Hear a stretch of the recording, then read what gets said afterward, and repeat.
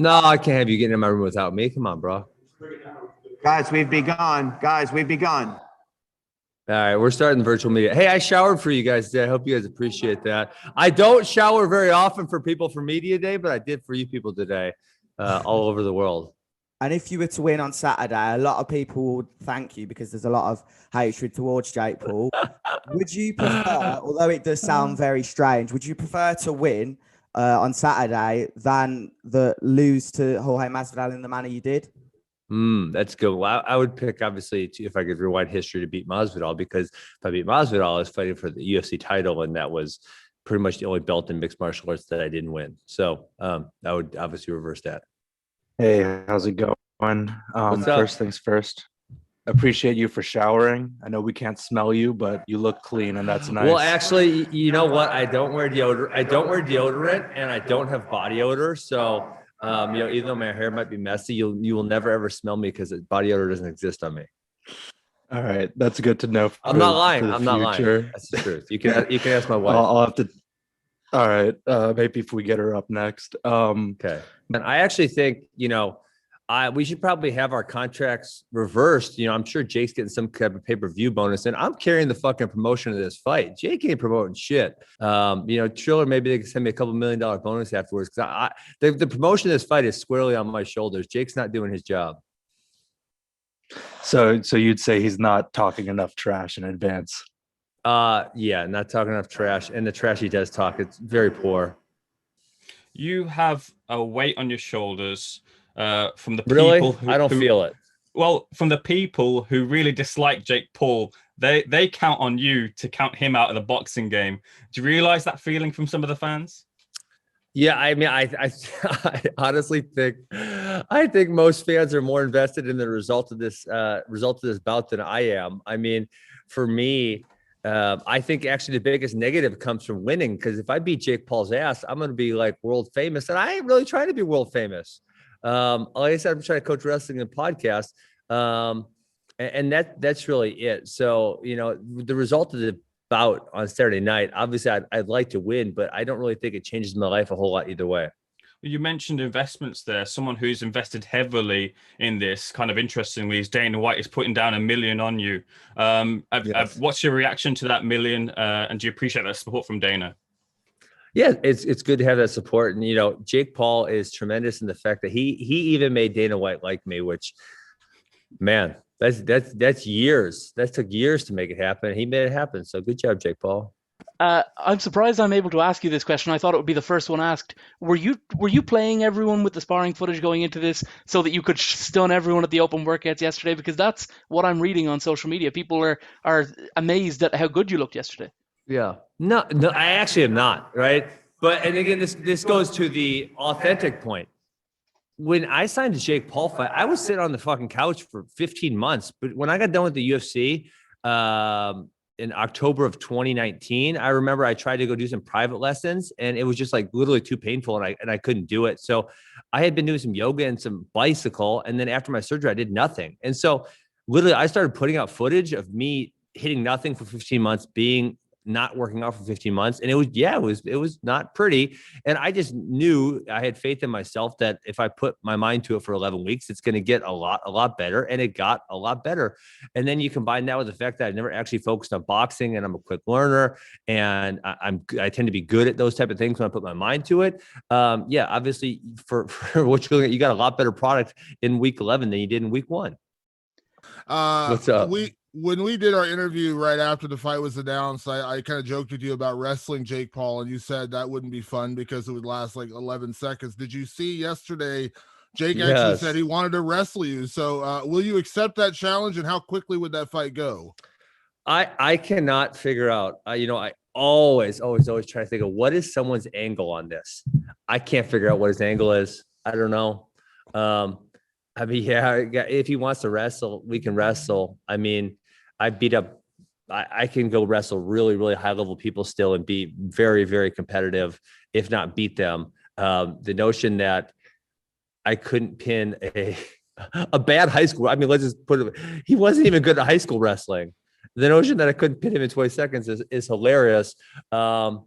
So I don't really know. I don't really know what he's angling at there. And then, but the one thing it does makes me think, which I've kind of always thought, and this I guess would be further proof that he realizes he doesn't have a future in boxing, because if your goal was to be a great boxer, you're not going to take a couple months off to wrestle somebody. I just think back to my time, and I'm a world-class athlete, and he's Jake Paul. I remember my time in 2010, I tried to both wrestle and do mixed martial arts as in the Bellator tournament. And it sucked. And I was not optimal in either one because I was splitting my time. So I don't understand the angle there.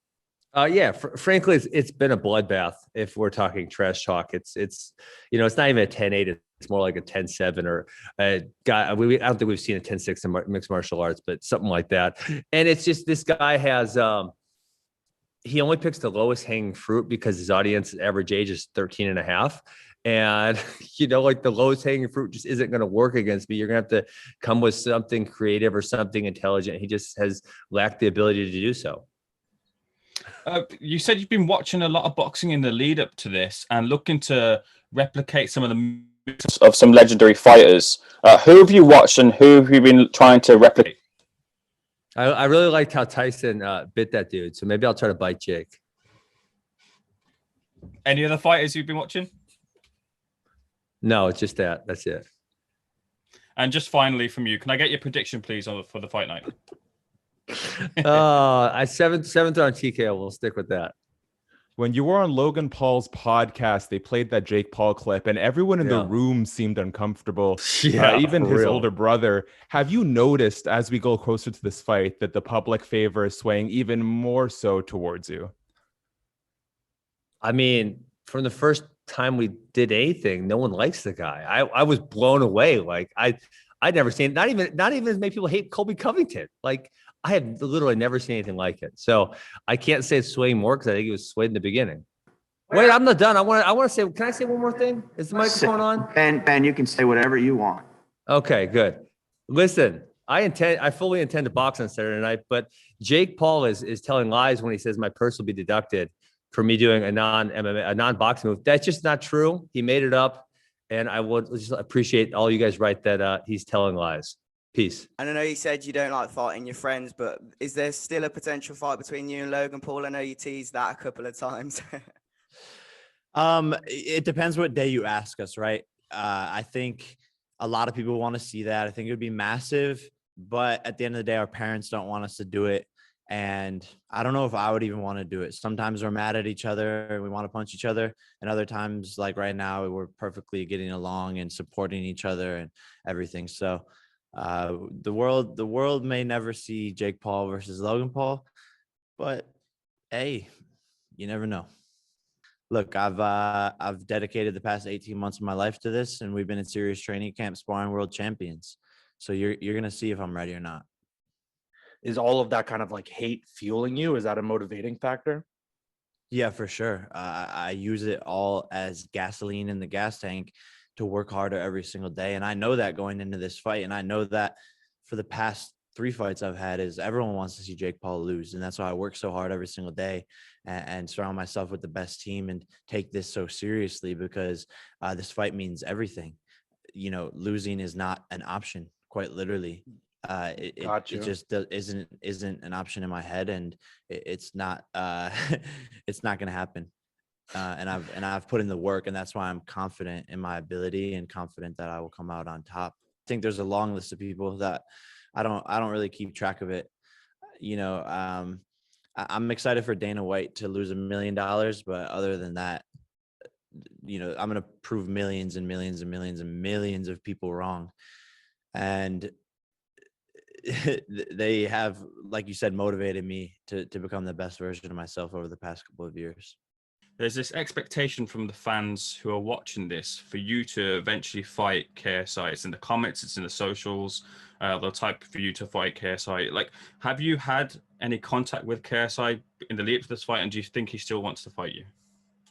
I don't really want to talk about him anymore. Yeah. I mean, someone asked me this yesterday. They were like, how is the guy who's 19-2, an Olympic athlete, a 2-time NCAA champion, how is he the proposed underdog? So it is pretty funny that in my third pro fight, I'm coming in as the favorite against this guy who they're calling world class, but then the people want to say, "Oh, I'm not a fighter." I think people need to sort of make up their minds, but I've been putting in the work, and I think people can see that. Looking at this from a strategic standpoint, you have several inches on him in height, reach, and weight. How big of a factor is that going to be going into this fight? I think it'll be massive. You know, Ben's not used to fighting at this weight. And that's another thing that people aren't even talking about. They talk about his cardio being so good, but he's lugging around an extra 25 pounds coming out of retirement. I'm ready to go into deep waters. He's used to fighting guys his same height. Masvidal, you know, I've been training with Masvidal a bit, and it's like I'm towering over Masvidal. That's the type of guys that Ben is used to fighting. And people always say when they meet me, they're like, "Damn, you're big. You're bigger than I thought," all the time. And so that'll play a huge factor. And he won't be able to get close to me. He won't be able to do all the things that he's planning on doing. He's talking about coming in with defense and pressure. That pressure and him coming forward is going to get him knocked out. Do you believe beating Ben Askren will add some legitimacy to your boxing career, or does that even matter to you? Well, it doesn't matter to me, but also I think people are going to make tons of excuses for him afterwards, which is great. You know, just like, again, I bring up Floyd, but Floyd's 50-0, and people still will debate why he shouldn't be 50-0, and the judges and and he shouldn't have won this fight, and he shouldn't have won that fight, and he picked the easy fight here. So people are always going to have excuses as part of this game. But again, that's why they're going to tune into the next pay-per-view after I watch Ben to see me lose or try to see me lose. It doesn't really matter to me at all. And yes, Ben is the first professional fighter I've faced in a real fight, but I've sparred against 250 guys in the gym who are a lot better than Ben. What's your road to Conor McGregor? I know I guess he's the ultimate goal for you. How would you map out a road if from now to here to there? How would you get there? I think we both are on a road to each other. You know, he wants another boxing fight. He wants to fight Manny Pacquiao. He would get toasted. You know, he just keeps on taking L's. So I think him fighting me would not only be his money fight, but it would technically be the easiest challenge, right? I think fighting Jake Paul would probably be easier than fighting Manny Pacquiao, and it would be just as big. And I think we're a lot closer to a Jake Paul Conor McGregor fight than anyone thinks. I think it could happen in the next 24 months. Ben Askren was here earlier, obviously speaking to us, and he said that he was carrying the lion's share of the promotion and that you weren't really doing your part. Can you just sort of respond to that? Do you think you've put in at least 50% of the effort for promoting this fight? So this guy has 21 fights, right? And all of a sudden, this is the biggest payday of his career. And there's a reason for that. You know, Ben Askren had his dick in his hand in Wisconsin, not doing shit. I brought him out of retirement, revived his career. And so I think it's hilarious that he thinks that. You know, he's under these bright lights in front of all of you because of me. I could have picked anybody to be in Ben Askren's position. And everyone that I fight becomes a global superstar for 15 minutes. Then I knock them out and no one ever talks about them again.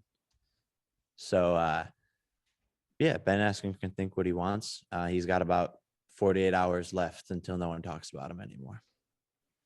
Yourself and your brother's relationship, obviously the public are always going to conflate you two. We saw him on The Masked Singer. They thought that he was going to be you. But, you know, it seems like he's back in the mainstream after a few years, you know, in the wilderness. And you are paving this path in boxing. Maybe he's going to fight Floyd, maybe not. It seems like your relationship with him is as nicely separate now as it probably has ever been. Is that a fair assessment? I think we're yin and yang, and I think while we're both individuals at the same time, we're on the same team. So it's this really weird parallel, and I think it's the rise of the Pauls 2.0. I mean, who's doing it? Do you have fun kind of getting the animosity with the MMA guys, or is it just like that's just the rivalries you've been building so far? Like, what is it with you in the MMA community that you've been so entrenched in that? I'm just having fun, and trolling, and I've sort of purposely pitted the MMA community against me, so they tune into this fight. Ta-da! It worked. Is that we talk about your future fights? You mentioned Connor. I mean, obviously that would be massive. But is Connor the only guy? I mean, I think you mentioned somewhere that if Dustin Poirier beats him, you'd also be interested in that fight. Yeah, Connor's the big name, right? He's an A-list celebrity, and there's very few fighters who are A-list celebrities.